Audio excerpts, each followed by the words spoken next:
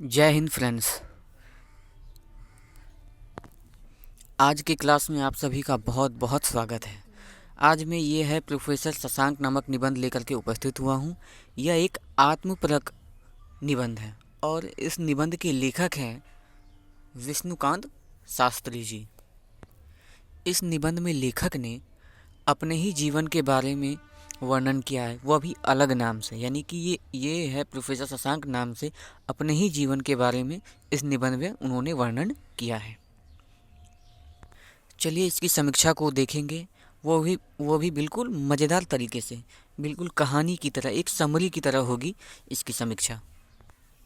कुछ चंद शब्दों के माध्यम से इस पूरी समीक्षा को हम लोग आज अच्छी तरीके से कवर करेंगे। पहला है कथा आरंभ। आचार्य विष्णुकांत शास्त्री हिंदी साहित्य जगत में एक प्रसिद्ध व्यक्ति थे और उन्होंने बहुत सी प्रसिद्ध रचनाओं के भी निर्माण किए हैं। उनकी प्रसिद्ध रचनाओं में से एक है, यह है प्रोफेसर शशांक, और यह निबंध एक आत्मकथात्मक है। आत्मकथात्मक यानी कि अपने ही जीवन के ऊपर लिखे गए निबंध, जिसमें शास्त्री जी ने प्रोफेसर शशांक जी के व्यक्तित्व का मूल्यांकन किया है और शास्त्री जी को शशांक का व्यक्तित्व अधिक आकर्षित करता है। उनकी वाणी, उनका सरल स्वभाव, शांत, सभ्य और सामाजिकता से परिपूर्ण स्वभाव, ये उन्हें बहुत ही अपनी तरफ आकर्षित करता है। और एक बात मैं यहाँ पर यह भी बता दूँ कि प्रोफेसर शशांक और कोई नहीं, स्वयं विष्णुकांत शास्त्री जी ही है, यानी कि उन्होंने अपने ही ऊपर इस निबंध को अलग नाम से लिखी है। इनकी कथा में हम लोग देखते हैं कि शशांक जी का जन्म बंगाल में हुआ है और उनकी शिक्षा और उन्होंने पढ़ाना शुरू भी किया, वो भी बंगाल में ही हुई। उन्होंने उनके एक साथी ने उन्हें निबंध लिखने का सुझाव दिया कि वो एक निबंध लिखे, तो उन्होंने अपनी पुत्री पर ही निबंध लिखा और उनके मित्र जो है इस निबंध की प्रशंसा करते हैं और कहते हैं उन्हें कि आप अपने ऊपर भी निबंध लिखिए। निबंध की शुरुआत में उनसे एक प्रश्न उनके सामने आती है कि प्रोफेसर शशांक कहाँ के हैं। तो वे इसका उत्तर तो देते ही हैं, लेकिन साथ ही साथ एक प्रश्न भी छोड़ जाते हैं इसके पीछे। वह बताते हैं कि उनका जन्म बंगाल में हुआ और बांग्ला साहित्य उन्होंने पढ़ा है और बंगाल की भावुकता भी उन्होंने पाई है, तो इसीलिए उनका मन बंगाली है। उनके पिता जो थे उन्होंने काशी में पढ़ाई की और काशी में ही अध्यापक का कार्य करते रहे, तो इसीलिए उनकी बुद्धि तत्व कहाँ की है, काशी की है। और चित्त और चित्तेश्वरी जम्मू कश्मीर की देन है, जम्मू की देन है, क्योंकि उनके पिता और प्रपिता जम्मू से ही उनके पूर्वज आए हुए थे, इसीलिए उनकी चित्तेश्वरी जम्मू की है। कुछ लोग उनके बारे में तो यह भी कहते हैं कि भला इतना हट्टा कट्टा और भी लंबी चौड़ी काया वाली प्रोफेसर मैंने तो आज पहली बार मैंने देखा है। ऐसा कभी कोई प्रोफेसर की काया होती है क्या? उनके सिर और पैर दोनों बड़े बड़े थे, जाटों की तरह, जैसे हरियाणवी लोग होते हैं, लंबे चौड़े हट्टे कट्टे, हाथ और पैर काफ़ी बड़े होते हैं, तो वैसे ही उनकी शरीर की रचना है। तो लोग उनके ऊपर कहावतों का भी प्रयोग करते, कहते कि पाँव बड़े गवारों के, सिर बड़े सरदारों के, और इसका अर्थ यह है कि गवारों के सरदार, और यह कहावत उनके ऊपर पूरी तरह से लागू भी होती है, क्योंकि उनके पहनावे से तो ठीक वैसा ही लगता है। चलिए अब हम लोग पहनावे को देखते हैं। अगर हम उनके पहनावे की अगर बात करें तो 3 जगहों की सभ्यता संस्कृति उनके पहनावे में झलकती है, क्योंकि वह तीन जगहों का मिक्सचर उनके अंदर है, एक बंगाल की, एक काशी की और एक जम्मू कश्मीर की।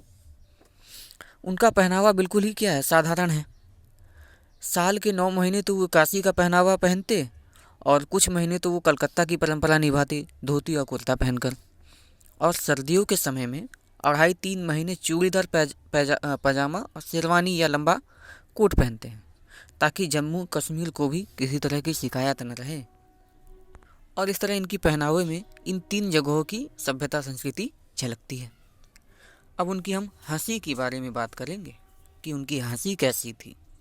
उनकी हंसी भी अपने आप में एक खासियत रखती है। उनकी हंसी, अगर आज के इस आधुनिक समय में अगर कोई अट्टहास करते हुए या फिर जोर जोर अगर हंसता है तो लोग उसे गंवार समझते हैं, लेकिन शशांक जी इन सभी बातों से बिल्कुल ही परे हैं। सभा हो या गोष्ठी हो या फिर चाहे उनकी क्लास ही क्यों ना हो, जब भी उन्हें हंसी आती तो वह अट्टहास करते हुए मर्दों की तरह जोर जोर से हंसते हैं। उनके साथी मित्र तो उनसे कहते भी हैं, अगर यदि तुम्हें नोबेल पुरस्कार मिला तो वो भी तुम्हारी हंसी के लिए मिलेगी, क्योंकि वह उन्हें दबकर हंसना नहीं आता है। वह जब भी हंसते तो खुलकर हंसते हैं, चाहे जगह कैसी भी क्यों ना हो। अब आ जाते हैं उनकी आवाज़ पर कि उनकी आवाज़ कैसी थी। अगर उनकी आवाज़ की बात करें तो उनकी आवाज़ बड़ी ही बुलंद थी। जब वह छात्रावास में थे, यानी कि जब वह छात्र थे, तो उनके मित्रमंडल उन्हें लाउड स्पीकर नाम से एक उपाधि दे दी, क्योंकि उनकी आवाज़ इतनी ज़बरदस्त थी कि जब वह बोलते तो पूरी छात्रावास जो थी गूंज उठती थी। मतलब उनकी आवाज़ इतनी कड़क थी, वह बोलते अगर धीरे भी तो वह अधिक आवाज़ निकलती।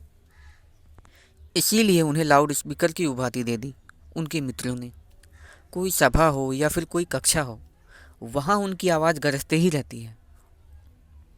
इसीलिए उनकी आवाज़ भी बड़ी गजब की ही थी।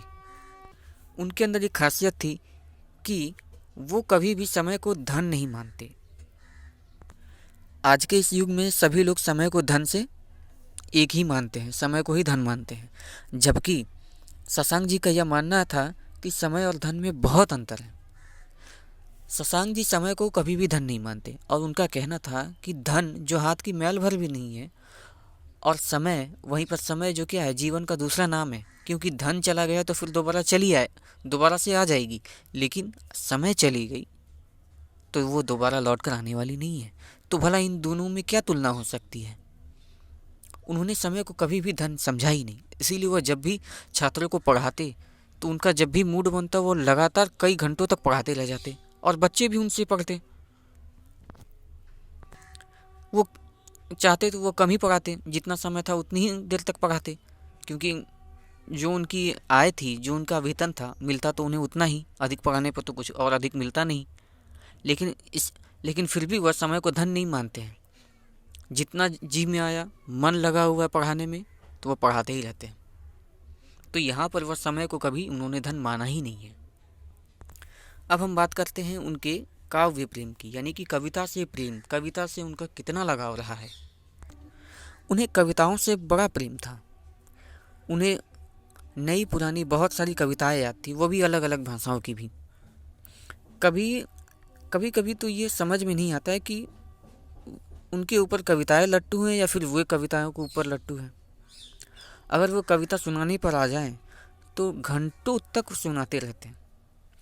वे कविताओं को वो भी अपने तरीके से समझाते हैं। उनके अनुसार जो है कविता पाठ क्या है, एक कला है। कोई भी चीज़ अगर हमें समझानी हो, कोई भी चीज़ अगर हम पढ़ रहे हैं तो उसे हमें अपने तरीके से समझाना चाहिए, ना कि केवल किताबी लाइनिंग को ही उठाकर बोलना। इसीलिए उनका मानना यह है कि कविता पाठ करना एक कला है, उसे अपने तरीके से अच्छी तरीके से समझाना यह एक कला है। इसीलिए वह कविता पाठ को कला मानते, और कविताओं में तो उनका बहुत ही दिलचस्प है। इसीलिए तो उनसे अगर कोई कविता सुनने जाए तो वो घंटों घंटों तक कविता सुनाते ही रह जाएंगे। तो इसलिए उन्हें जो है काव्य प्रेम भी है, काव्य से भी प्रेम है। चलिए अब नेक्स्ट पेज में चलते हैं। उनकी स्मरण शक्ति तो भाई गजब की ही थी, क्योंकि इतनी कविताओं को याद रखना, वो भी अलग अलग भाषाओं में, कोई मजाक वाली बात तो थी नहीं। क्योंकि वह जब भी कविताएं सुनाने बैठ जाते, अपने आप में आ जाते सुनाने के लिए, तो वो घंटों घंटों तक सुनाते ही जाते। यानी कि उनकी स्मरण शक्ति भी अच्छी थी, बहुत अच्छी थी।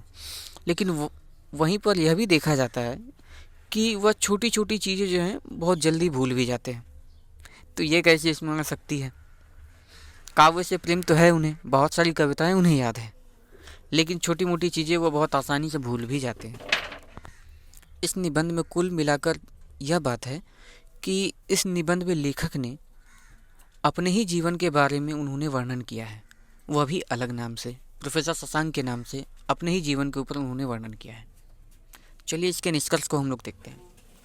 सारांश के रूप में यह कहा जा सकता है कि इस निबंध में आचार्य विष्णुकांत शास्त्री जी ने प्रोफेसर शशांक का नाम लेकर अपने ही चरित्र और जीवन का उन्होंने वर्णन किया है। इस निबंध में उन्होंने इस बात की ओर संकेत किया है कि जहाँ आज के इस आधुनिक युग में लोग पहनावे को देखकर उसे सभ्य व्यक्ति की कोटि में डाल देते हैं, और यदि कोई अच्छे ढंग के कपड़े नहीं पहना है तो लोग उसे गावल और सभ्य समझते हैं। तो यहाँ पर लेखक इस पर कटाक्ष करते हुए कहते हैं कि किसी व्यक्ति की पहचान उसके कपड़ों से नहीं बल्कि उसके विचार और व्यवहार से परखना चाहिए। तो इस निबंध में लेखक ने अपने जीवन के बारे में उन्होंने तो वर्णन किया ही है, और साथ ही साथ अपने पाठकों को भी कुछ संदेश देने का भी उन्होंने प्रयास किया है। आशा करता हूँ दोस्तों कि यह निबंध आप लोगों को अच्छी तरीके से समझ में आई होगी। आज के लिए इतना ही, मिलते हैं नेक्स्ट वीडियो में। धन्यवाद।